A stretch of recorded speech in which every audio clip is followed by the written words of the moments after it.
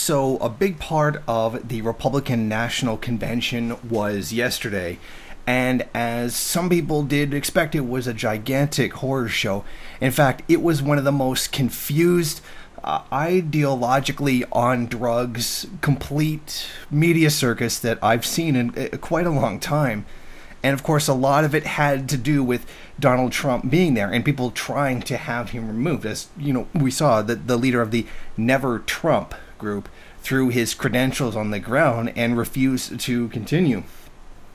The other big story is how Melania Trump, Trump's wife, came on there, and she gave this whole huge speech. She had a very, stone, still, Botox kind of face, kind of, monotone voice, and basically repeated everything Michelle Obama had said in 2008. And I were raised with so many of the same values, like you work hard for what you want in life, that your word is your bond, that you do what you say you're going to do.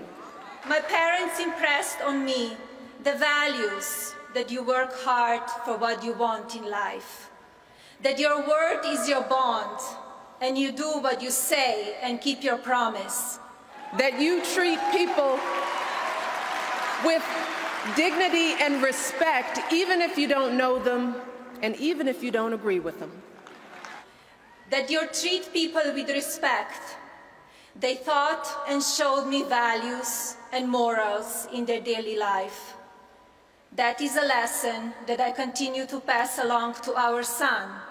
And we need to pass those lessons on to the many generations to follow. Well, this is actually pretty embarrassing for her. I mean, she plagiarized her entire speech. Not only that, but from someone that she would be so adamantly against. Someone that her husband is so adamantly against. It's just so hilarious how this whole thing has just proceeded in such an insane manner. Now, Governor Chris Christie is really upset because he didn't get the number 2 spot, and he felt like that was something that he was definitely going to get. This was going to be his time, and that, that he had sucked up to the right people, etc. But now he's very disappointed that he's probably going to end up going back into obscurity where he came from.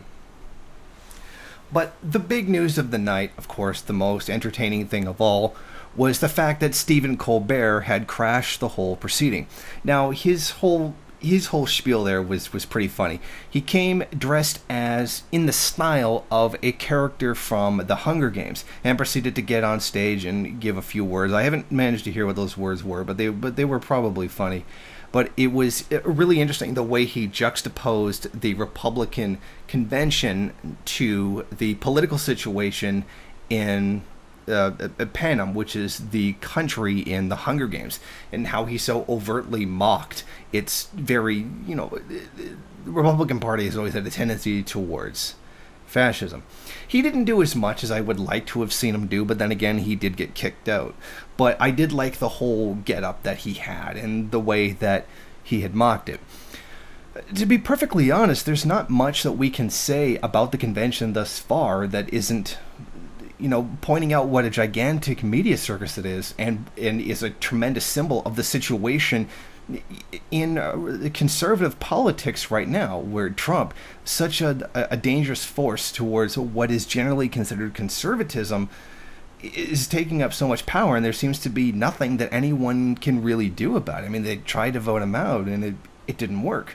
But maybe as things proceed, they'll make more sense. But for now, it's really interesting to watch them implode.